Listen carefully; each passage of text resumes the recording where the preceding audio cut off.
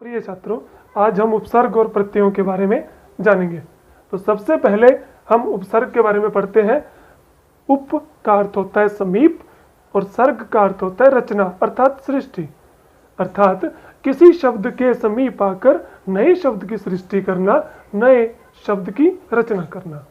अब हम इसकी परिभाषा देखते हैं। उपसर्ग वह शब्दांश है जो किसी शब्द के पूर्व जुड़कर उसमें विशिष्ट अर्थ भर देता है। तो उपसर्ग समझने से पहले हमें संधि का ज्ञान आवश्यक है। जिस प्रकार संधि विच्छेद करते समय हमें दो पदों को अलग अलग करना पड़ता है, उसी प्रकार उपसर्ग समझने के लिए हमें इनका पदच्छेद करना पड़ेगा। उपसर्गों में एक पूर्व पद होता है और एक मूल शब्द, अर्थात उपसर्ग जो है वो मूल शब्द के पूर्व में लगता है, मूल शब्द के पहले लगता है। अब इसको उदाहरण से समझते हैं। आ जमा हार अर्थात आहार भोजन। अन्न जमा पढ़ अर्थात अनपढ़। अन्न उपसर्ग का निषेध अर्थ में प्रयोग होता है।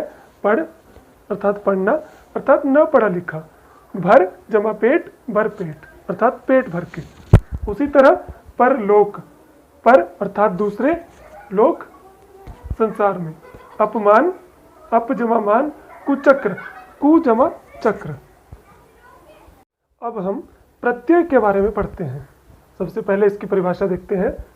जो शब्दांश मूल शब्दों के अंत में जुड़कर उनके अर्थ में विशेषता या परिवर्तन ला देते हैं, वे प्रत्यय होते हैं।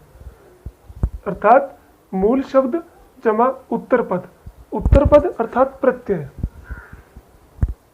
अब इसके उदाहरण, सोना जमा आर सुनार। अब सोना जो है ये मूल शब्द है और आर प्रत्यय है। माला जमा ई माली, तो माला मूल शब्द और ई प्रत्यय, इन दोनों को मिलने पर एक विशेष शब्द बना माली। पत्रकार, पत्र मूल शब्द, कार प्रत्यय पत्रकार। पहरा जमादार अर्थात पहरेदार।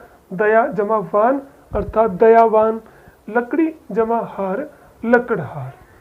तो इस प्रकार उपसर्ग मूल शब्द से पहले जुड़कर एक नए शब्द की सृष्टि करते हैं, रचना करते हैं, तथा प्रत्यय शब्द के मूल शब्द के अंत में जुड़कर एक नए शब्द की रचना करते हैं। कभी कभी एक ही मूल शब्द में उपसर्ग एवं प्रत्यय दोनों का प्रयोग होता है। जैसे स्वतंत्रता शब्द है, स्वतंत्रता में स्व जमा तंत्र जमा ता, इसमें मूल शब्द है तंत्र और उपसर्ग है स्व और प्रत्यय है ता। इसी प्रकार कभी कभी दो प्रत्ययों का एक साथ भी प्रयोग देखा जाता है। तो ऐसे बहुत कम उदाहरण देखने को मिलते हैं। जैसे समझदारी, समझ मूल शब्द, दार ई, ये भी प्रत्यय और ई प्रत्यय।